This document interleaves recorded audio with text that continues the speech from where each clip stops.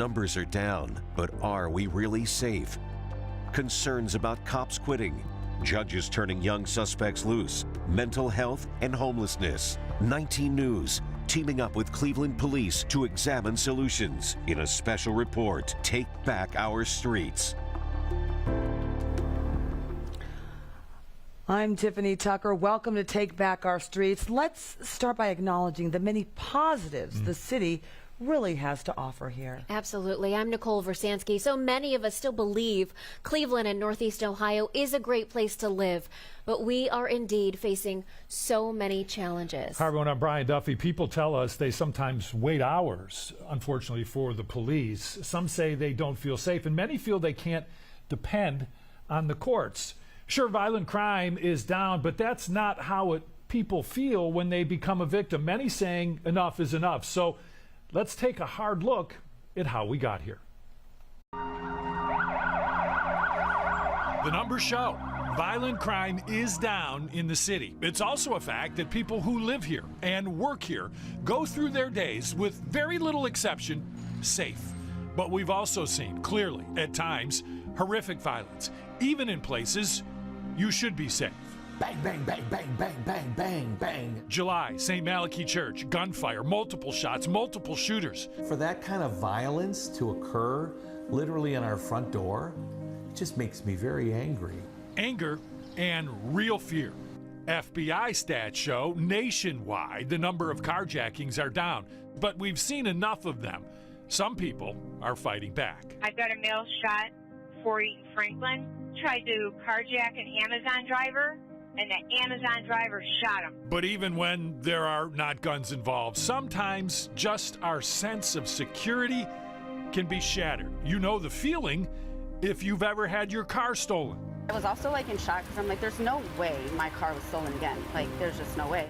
The numbers actually show that thefts are down year to year in the city, but that does little to ease the mind of Raven Hullum. She had 2 cars stolen. If they're not being held accountable, then nothing is going to change. The district attorney, Michael O'Malley, agrees. He has twice called out juvie court judges for light sentences. Get on the ground! Right now! 16 suspects in 7 car thefts chased by police. You're not scared to rob people with guns, though. And these teens were denied admission to the Cuyahoga County Juvenile Detention Center because of a miscommunication. Infuriating to heartbreaking. The city needs police officers, and they are budgeted for over 200 more than they have. And we lost a good one. Officer Jamison Ritter gunned down trying to serve a warrant. We found a man who had been shot, and credits Officer Ritter for saving his life.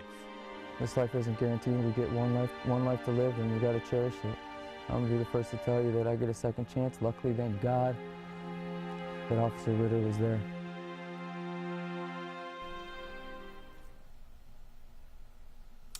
And as we go live here inside City Hall, another serious issue we need to talk about is police response. How long will it take for police to get to an emergency?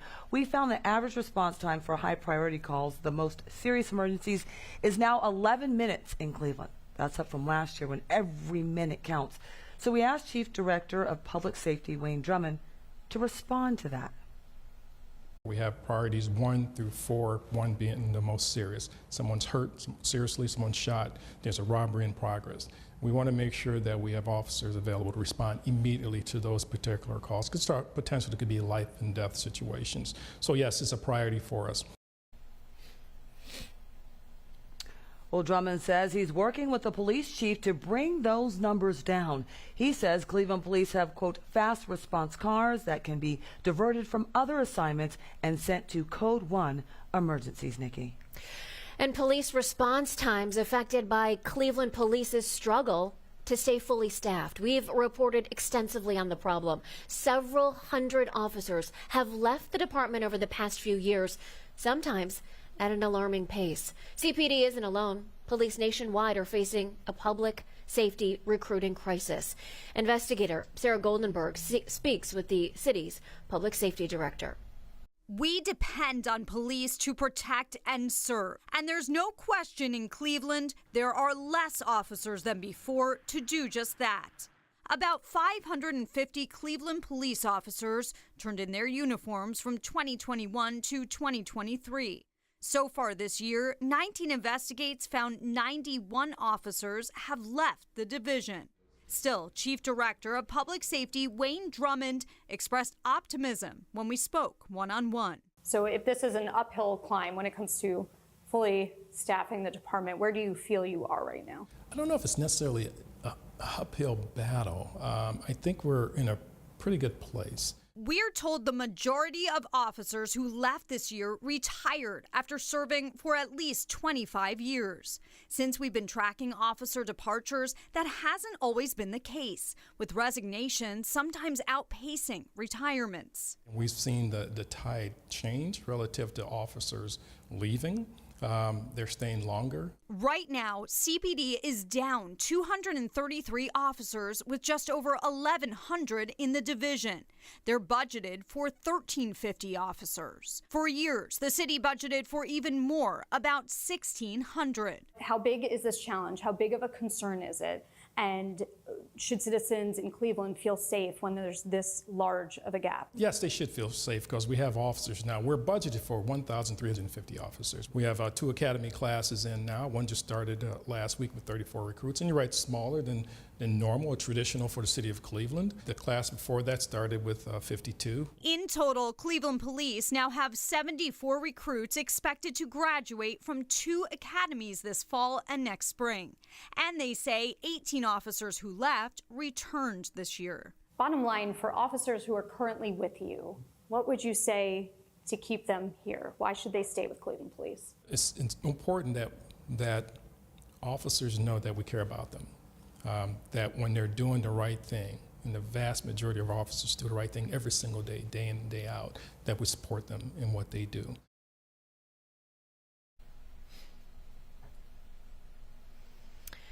Now, later in our special, we are going to take a look at the solution to the problem, recruiting and retaining officers. Find out whether new steps they're taking are working. Plus, we talked to some officers who left Cleveland Police and came back. And nearly a decade ago, the Department of Justice slapped Cleveland Police with what's known as a consent decree, following an investigation into a 22-minute chase where police officers fired more than 130 shots. 2 unarmed people were the victims in that. The city was mandated to making sweeping policy changes and fix flaws in the system. And the entire time, there is a federally appointed monitoring team checking progress.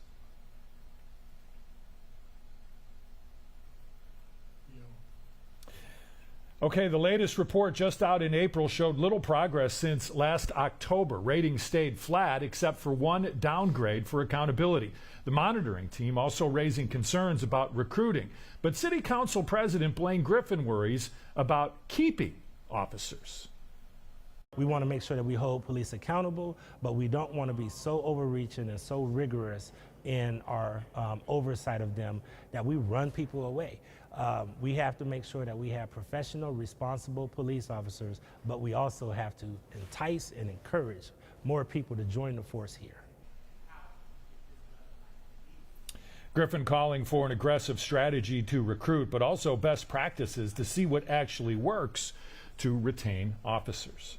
Well, it certainly is a sad truth right here in Cleveland. The masked criminals carjacking unsuspecting victims, terrorizing families, and shooting people on the street are often just teenagers. And as 19 News discovered, sometimes they walk away with little to no punishment. Investigator Kelly Kennedy takes a deep dive into that problem. Does it surprise you that a teenager is capable of doing something so violent? Not anymore. I was scared because he had me right there. The gun pointed straight at me. Were you surprised when you learned that this teen was arrested for assaulting a Cleveland police officer? I wasn't. It was just a matter of time. All of these people were victimized by juveniles in Cleveland. But that's not the only thing they have in common. The kids who targeted them were either put on an ankle monitor or probation by juvenile court judges. And all three of those teenagers went on to commit crimes again. He was on an ankle monitor when he was at my address. That's how the police knew that they came over here and tried to jack me. As the judge, it's a lot of responsibility on her, letting this offender back into the community after she killed 2 people. Ankle bracelets are not supposed to be for violent criminals, because this is what happens. I've requested interviews with several juvenile court judges, and my requests have been denied time and time again. One person who hasn't been shy about this, Cuyahoga County Prosecutor Michael O'Malley. If we're not teaching them as juveniles right from wrong, what chance do we have when they become adults? O'Malley using social media lately to call out juvenile court judges for letting violent juvenile offenders off with a slap on the wrist. One example, a 17-year-old with a history of armed carjackings who was put on probation. 3 months later, that same kid ran a red light in a stolen car and crashed into another car. One of the teens in the car with him died, and the driver of the other car was seriously hurt. I'm not saying that being a juvenile court judge is an easy task. You know, you're trying to balance rehabilitation and public safety. With a lengthy violent history, at some point, again, it has to swing towards public safety.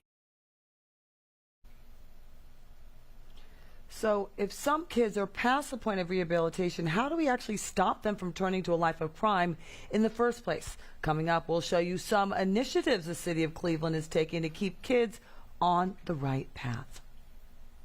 So at the end of the day, we all have responsibilities here to stand up, take our streets back, to stand up. If you think the 17 members of council can do it by themselves, you're badly mistaken. We cannot do it, nor can the Cleveland Division of Police do it. We're at a thin blue line. We're at the lowest we've been in 110 years in the Division of Police. So we're trying to do our best, but it's up to the citizens to set the tone, take care of your children and your grandchildren, be involved, and care about each other. And that's Councilman Polensek speaking right there. Cleveland City Council members this week going on record about what's being done so far this session and plans for next year. That's right. And Council President Blaine Griffin saying everybody has a role to play in this to make Cleveland the city that residents want it to be. And that includes residents calling police if they see or know something to help reduce crime. And that leads us to the solutions part of our program. Next. I want to serve and help and protect people. So join the police. The best place to start would be to see how I raised this. I chose here. For the first time ever, we're getting the chance to talk with some new Cleveland police recruits as we look at what Cleveland is doing to get and keep officers. Then breaking the cycle of teen crime, what the city is doing to help kids steer clear of violence.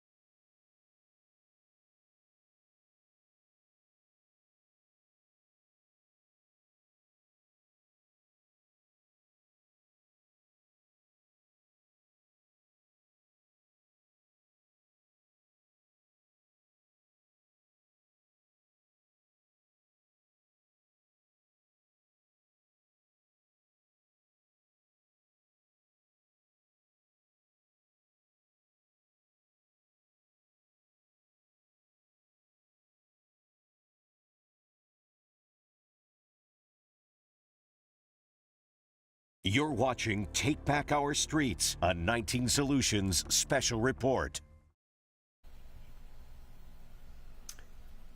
And welcome back. We are live in City Hall airing this very important special. So just a few minutes ago, we kind of laid out the issues that Cleveland is facing. Now we're going to turn to initiatives to address those challenges. And we do have some challenges. We begin with police recruiting. Right. What is being done to attract more police officers to Cleveland and to keep the officers they already have? More than 500 officers have retired or resigned from the division over just the last few years. Two difficult questions right there. Now investigator Sarah Goldenberg looks at possible solutions, speaking with recruits and those returning officers. Changes on the inside and outside. That's what leaders at Cleveland Police have been promising as they work to recruit new officers in new ways. I chose Cleveland Police. I chose Cleveland Police. I chose Cleveland Police. Beards and tattoos, no problem. The age limit to become an officer now up to 55 years old. And those with college degrees or military experience can be fast-tracked. Well, I've always wanted to be a police officer since I was younger. I want to serve and help them protect people, so I joined the police.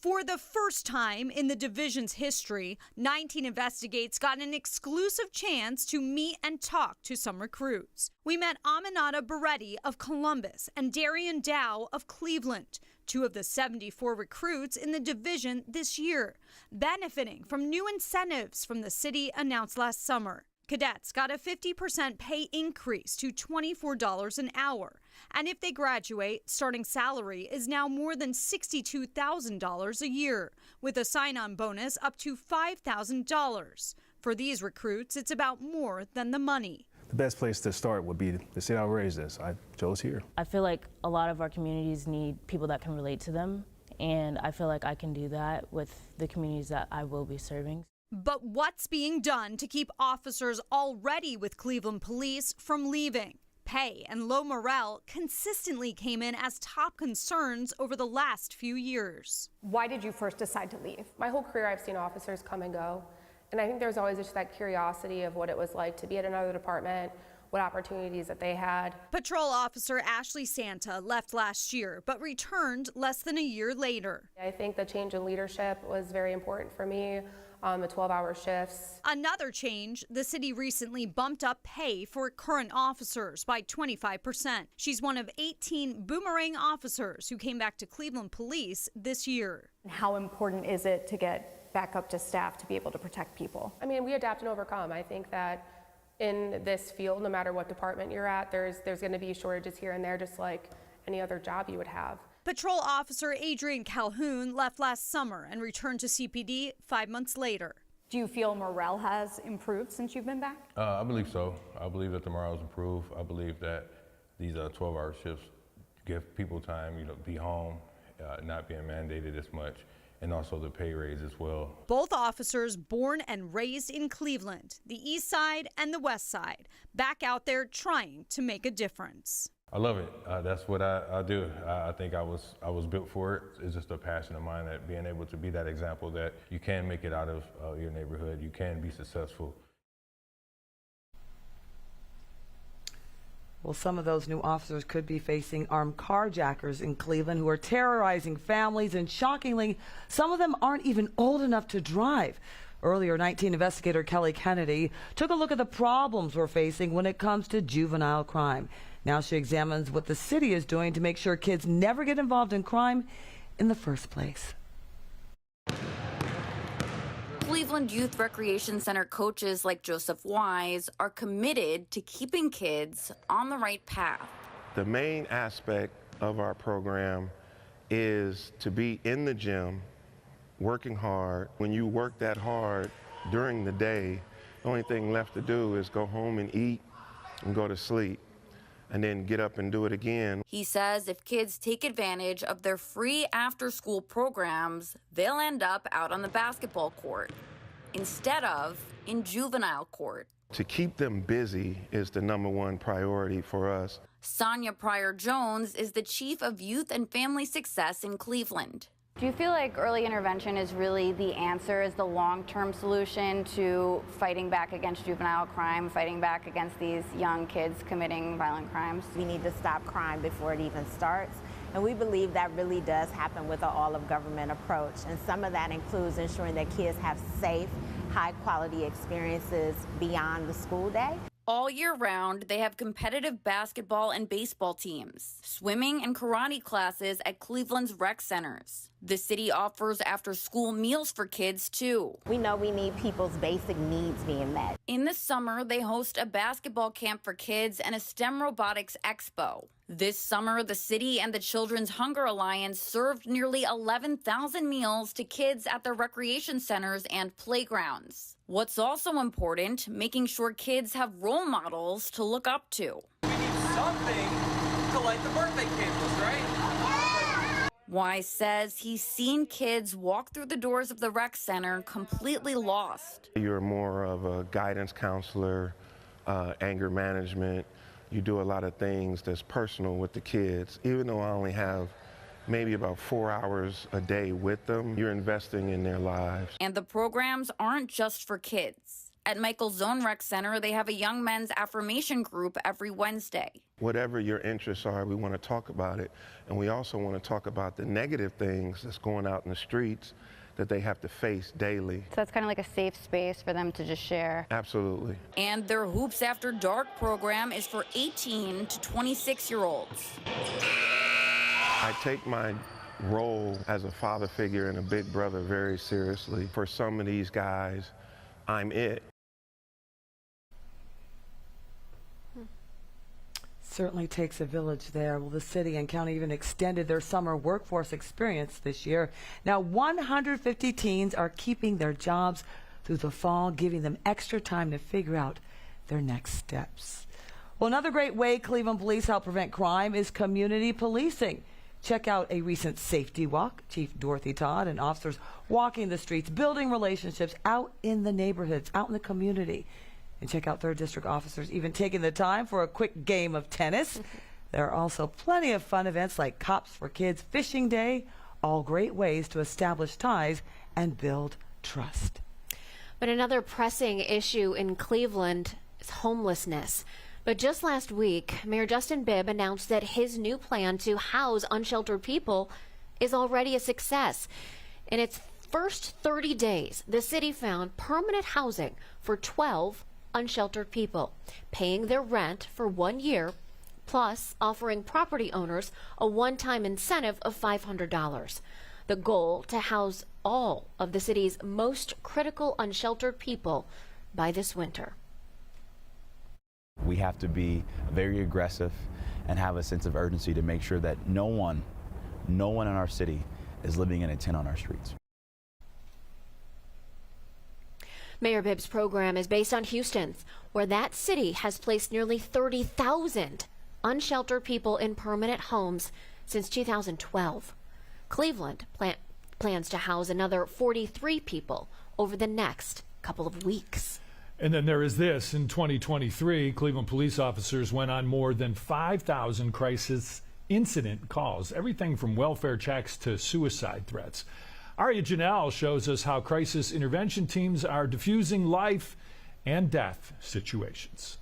When Detective Niccolo Angelino comes to work, he's looking to diffuse problems and help people in crisis. Crisis can be anything from mental illness, drug abuse problems, to elderly people that don't have resources. Angelino says he's equipped to handle these situations because back in 2022, he was trained in crisis intervention, a 40-hour course through the Alcohol, Drug Addiction, and Mental Health Services Board of Cuyahoga County. If you're speaking with someone in crisis and they're saying that they haven't had their meds, like, oh, what do you take? Like Seroquel. Okay, boom, I know that's a antipsychosis drug, so we can able to get them the resources that they need. And these resources can vary. According to crisis intervention data from Cleveland Police in 2023, there were more than 1,000 calls into dispatch about people threatening suicide. The city also received hundreds of crisis calls about violent violent situations, like this one, where a mother forced to call 911 after she said her son tried to kill both her and her daughter. This is getting worse. He attacking me, attacking her. He was having a mental health crisis. As responding officers try to get the young boy out of the home, they called the crisis intervention teams for backup. We got a CIT car if they're available. Carol Ballard is the Director of Education and Training with the Adams Board. She's been working with Cleveland Police for more than 10 years,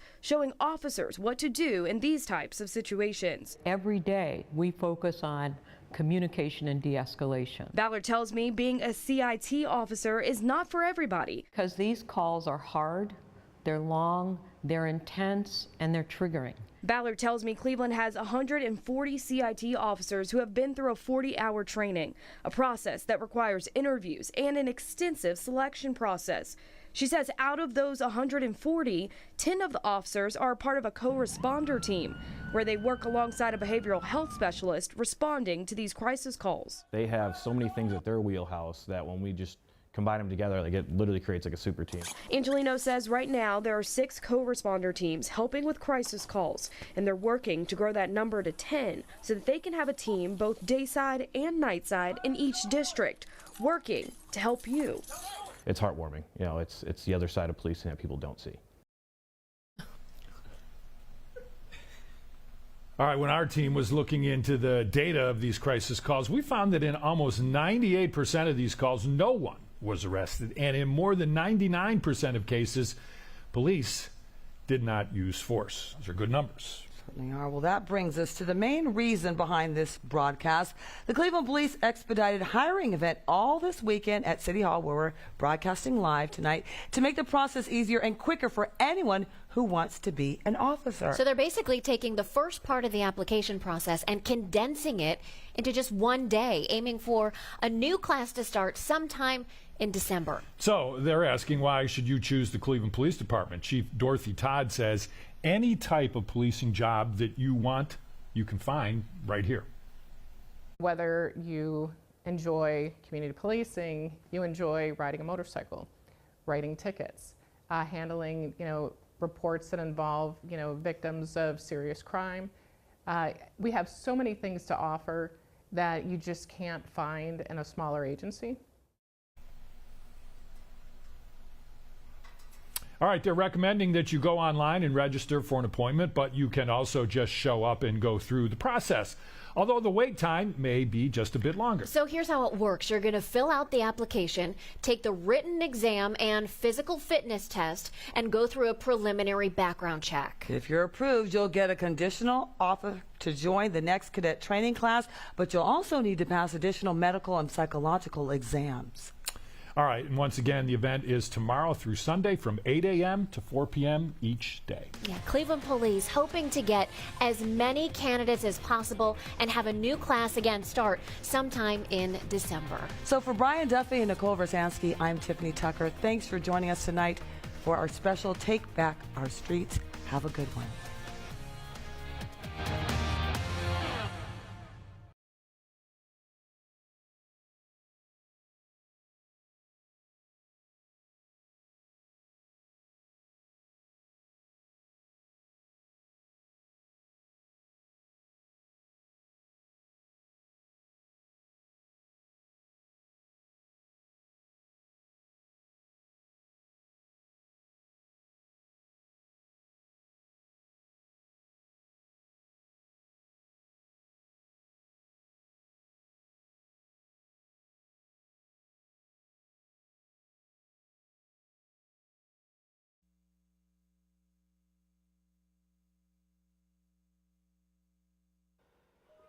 Hey, mic check, 1, 2, 3.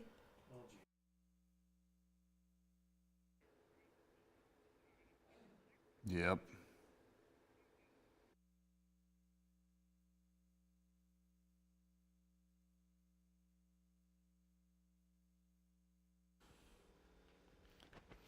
We're all out of sorts back here.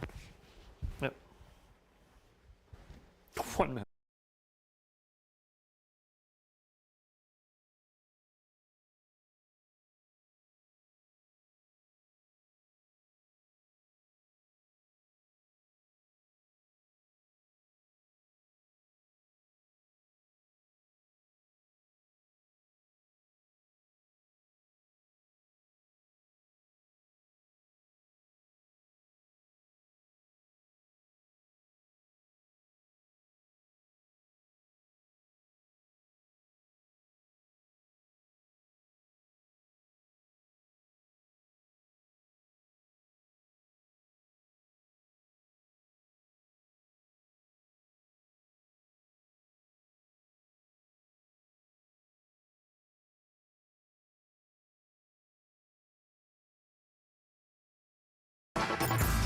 Always live, always tracking, always focused on forecasts for you.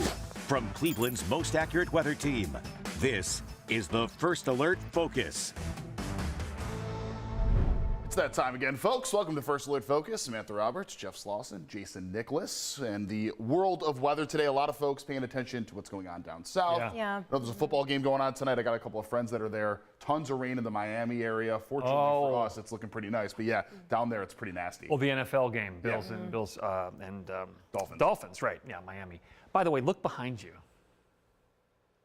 Ooh, Is there what two? are they? There's two, but they are not alive I anymore. know they haven't moved much. Oh, it's and we're- moving. Oh no, it's not. It's getting. It's on the spider web.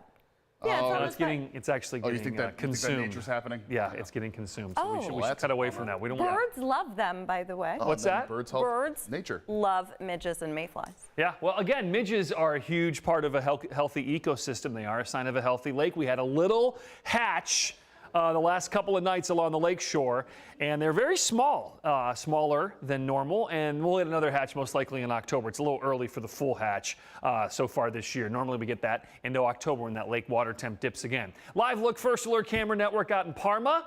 I love you two looking at what's going on with the midges, but that's fine. First Alert Camera in Parma. There you look off towards the lake shore. They're way in the distance. Beautiful weather day again today. Middle 80s. We were in the middle 80s. Normal highs in the upper 70s. How about a look down the